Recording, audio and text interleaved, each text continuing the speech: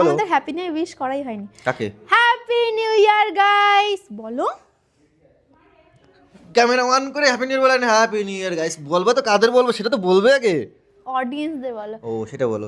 Happy new year guys. তো সবার নতুন বছর অনেক ভালো কাটুক। অবশ্যই অনেক অনেক ভালো থাকুক। সবাই সবার অনেক স্বপ্ন পূরণ করো।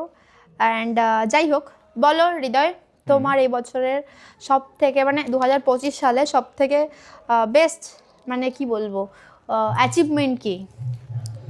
তোমার কি? আমার আগে তুমি বলো। আগে তুমি বলো। ঠিক আছে, একসাথে বলবো। 1 2 3। এটা কি ছিল? এইটা কি অ্যাচিভমেন্ট? তুমি কি ইচ্ছে করে বলিস না কেন এমনি? না না, এটা তো স্ক্রিপ্ট না। আমি ইয়েস। তো যাই হোক গাইস, নতুন বছর সবাই অনেক ভালো কাটুক, অনেক ভালো থাকো। অ্যান্ড আমাদের দুজনের তরফ থেকে সবাইকে অনেক ভালোবাসা। আমি বলবো সবাই সুখে থাকো, সুস্থ থাকো, মন খুলে বাঁচো, দিল খুলে বাঁচো, তাই তো?